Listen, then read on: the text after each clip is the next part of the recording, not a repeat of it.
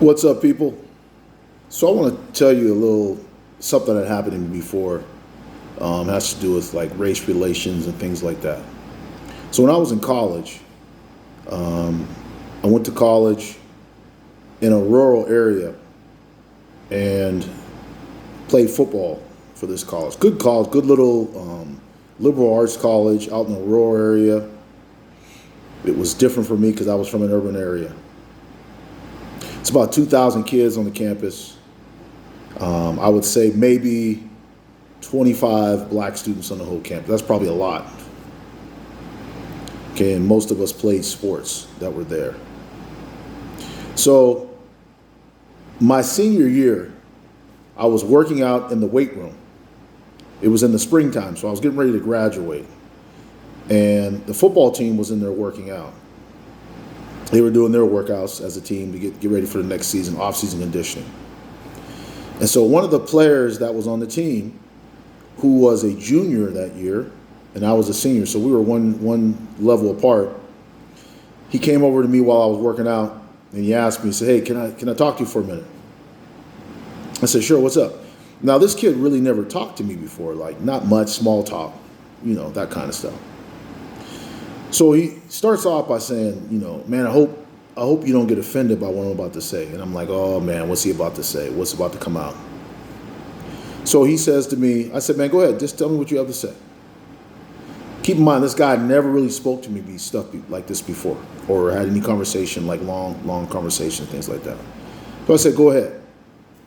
So he says, "Look, where I come from, like where I grew up at, we are taught that your people," he meant black people, you're lazy, you don't like to work, you start trouble, you're dirty, whatever. You have kids, you don't take care of them, whatever.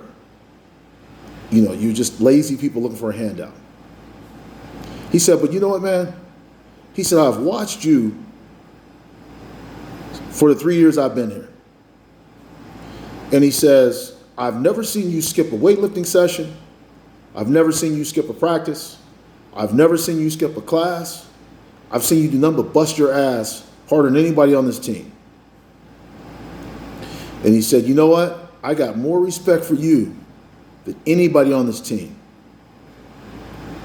And so after that, him and I talked more after that. But that real life experience of him being around me may have changed his whole life and perspective on how he views black people or people other than white people. This was a white student. He was from a rural area.